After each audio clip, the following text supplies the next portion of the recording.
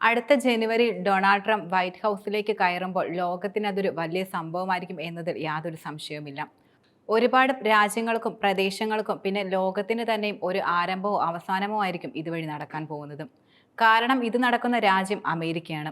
മാത്രമല്ല വ്യക്തി ട്രംപുമാണ്. അദ്ദേഹത്തിന്റെ സകല കണക്കുകൂട്ടലുകളും യഥാർത്ഥത്തിൽ പ്രതീക്ഷിക്കുന്നതിനും അപ്പുറത്താണ്. ഒരു കൂട്ടർ അദ്ദേഹത്തെ കാണുന്നത് ഉരുക്കുമനുഷ്യനായിട്ടാണ്. Pro അമേരിക്കനാണ് Trump. മറ്റൊരു കൂട്ടർ ഒരുതരം വട്ടനായാണ് ട്രംപിനെ കാണുന്നത്. പലരും അദ്ദേഹത്തെ നോക്കിക്കാണുന്നതും വീക്ഷിക്കുന്നതും പല വഴിക്കാണ്. ട്രംപ് അമേരിക്കയ്ക്ക് വേണ്ടി ഒരുപാട് വാദിക്കുന്നുണ്ട്. അയർലൻഡ് അമേരിക്കയുടെ സൗഹൃദ രാജ്യമാണ്. ട്രംപ് തന്റെ ഇടവേളയ്ക്ക് ശേഷം വൈറ്റ് ഹൗസിലേക്ക് എത്തുകയാണ്. എല്ലാവരും ഉന്നയിക്കുന്ന പ്രഥമ കാരണം ബൈഡന്റെ ദൗർബല്യമാണ്. അവസാന കാലമായപ്പോഴേക്കും അദ്ദേഹം ഏറെ ദുർബലനായിരുന്നു. അവ ഭരണപരമായും ശാരീരികമായും. വൈറ്റ് ഹൗസിന്റെ കാര്യം വരുമ്പോൾ അമേരിക്കൻ വോട്ടർമാർ എല്ലാം മറക്കുകയും ചെയ്യും. 78-ാം വയസ്സിലും ട്രംപ് ഊർജ്ജസ്വലനായിട്ടാണ് നിലനിൽക്കുന്നത്. അമേരിക്ക ഫസ്റ്റ് എന്നതാണ് അദ്ദേഹത്തിന്റെ പ്രധാന ലക്ഷ്യം. പിന്നെ വരുന്നത് കമല ഹാരിസ് ആണ്. അവർക്കൊരിക്കലും അവിടുത്തെ പൊതുരാഷ്ട്രീയത്തിൽ ഒരു സ്ഥാനം ഉണ്ടായിരുന്നില്ല എന്നതാണ് വിലയിരുത്തപ്പെടുന്നത്. അതൊരിക്കലും കമല ഹാരിസിന്റെ കുറ്റമല്ല. അമേരിക്കൻ വൈസ് പ്രസിഡന്റ് എന്നത് ഒരു പദവി മാത്രമാണ്. അതൊരിക്കലും രാഷ്ട്രീയ പങ്കാളിയല്ല. ഇന്ത്യയെ സംബന്ധിച്ചിടത്തോളം കമല ജയിക്കുന്നത് ഒരു അഭിമാനകരമായ കാര്യമായിരുന്നു. അതിനപ്പുറം അവർക്ക് ജയിച്ചാലും ഒന്നും ചെയ്യാൻ കഴിയില്ല എന്നതാണ് വിലയിരുത്തപ്പെടുന്നത്. പശ്ചിമേഷ്യൻ സമീപനം, രാഷ്ട്രാന്തര സമവാക്യങ്ങൾ, ഇന്ത്യയുമായുള്ള ബന്ധങ്ങൾ, ചൈന അമേരിക്ക വ്യാപാര ബന്ധങ്ങൾ തുടങ്ങിയ ഒരു കാര്യത്തിലും മാറ്റം വരുത്താനുള്ള തരത്തിൽ വലിയ നിർണായകത്വം അവർക്കില്ല എന്നതാണ് യാഥാർത്ഥ്യം. മാത്രമല്ല അതിന് അമേരിക്ക സമ്മതിക്കുകയുമില്ല. US വോട്ടർമാർ എന്നും അമേരിക്ക ഫസ്റ്റ് എന്നതാണ് അവർക്ക് പ്രധാനം. മറ്റെന്തിനേക്കാളും ഈ തിരഞ്ഞെടുപ്പ് തെളിയിച്ചതും ഈ വസ്തുതയായിരുന്നു. മറ്റൊരു കാര്യം, അമേരിക്ക തിരഞ്ഞെടുത്തത് അവരുടെ പ്രസിഡന്റിനെയാണ്. പരാജയപ്പെട്ട 4 വർഷങ്ങളായിരുന്നു ബൈഡന്റേത് എന്നതാണ് യാഥാർത്ഥ്യം. ട്രംപിന്റെ ഭരണകാലം എങ്ങനെ നമുക്ക് അനുകൂലമാക്കാമെന്നാണ് ഇന്ത്യയും മറ്റ് ലോകരാജ്യങ്ങളും ചിന്തിക്കേണ്ടത്. ശ്രദ്ധിക്കേണ്ട ഒരു പ്രധാന കാര്യം, ട്രംപിന്റെ ഭരണരീതിയെ റിപ്പബ്ലിക്കൻ പാർട്ടി കാര്യമായി സ്വാധീനിക്കാത്ത വിധം കേന്ദ്രീകൃതമായൊരു വ്യക്തിയാണ് ട്രംപ്. അവിടെ അതൊക്കെ പ്രസിഡന്റിനെ ഒരു വ്യക്തിയുടെയും അയാളുടെ അനുചാരന്മാരുടെയും കാര്യം മാത്രമായി നിലനിൽക്കുകയാണ്. ട്രംപ് യഥാർത്ഥത്തിൽ തീവ്രമായ അധികാര കേന്ദ്രീകരണത്തിന്റെ വാക്താവ് കൂടിയാണ്. സ്വന്തം തീരുമാനങ്ങൾ പാർട്ടിയുടേതാവുക എന്നതാണ് അമേരിക്കൻ പ്രസിഡന്റിന്റെ സ്വഭാവം എന്നത്.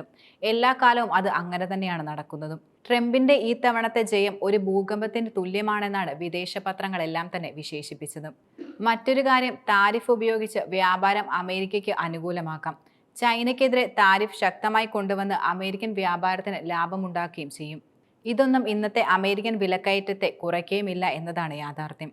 ട്രംപിന്റെ റൂട്ട് ഇതാവാനായിരിക്കും നിർണായക വഴി.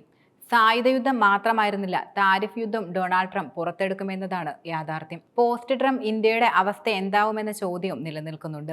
എന്നാൽ സായുധ വ്യാപാര കാര്യങ്ങളുടെ ലാഭക്കണക്ക് വരുമ്പോൾ ട്രംപ് ഇന്ത്യയും സമ്മർദ്ദത്തിലാക്കും എന്നതാണ് സത്യം.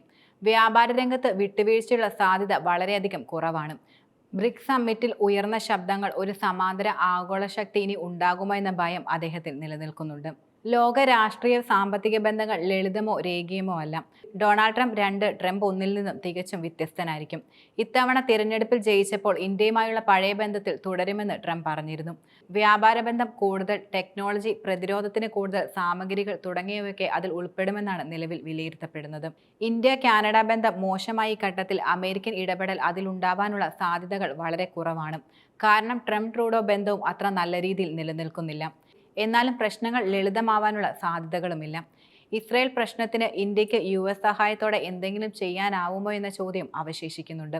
റഷ്യ-യുക്രൈൻ യുദ്ധത്തിൽ ഇന്ത്യയുടെ പങ്ക് എന്താവുമെന്നും വ്യക്തമല്ല.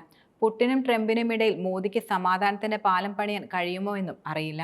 പ്രത്യേകിച്ചും ഇസ്രയേലിനും അമേരിക്കയ്ക്കും യുദ്ധസഹായം വാഗ്ദാനം ചെയ്ത സാഹചര്യം നിലനിൽക്കുമ്പോൾ.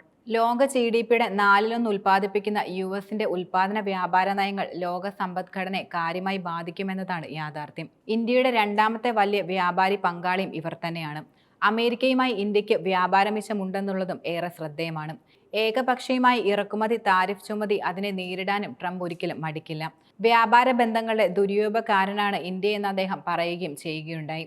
വലിയ ആഘാതം വരാൻ പോകുന്നത് USുമായുള്ള വൻ വ്യാപാര മിച്ചമുള്ള ചൈനയ്ക്കാവും എന്നതാണ് മറ്റൊരു കാര്യം. ഉടൻ അവരുടെ ഉൽപ്പന്നങ്ങൾ ഇറക്കുമതി താരിഫ് ഉണ്ടാവുകയും ചെയ്യും. അതിനാൽ ട്രംപിന്റെ തുടർ നടപടികൾ ഇന്ത്യ അടക്കമുള്ള ലോകരാജ്യങ്ങൾ ഏറെ ശ്രദ്ധിക്കണം.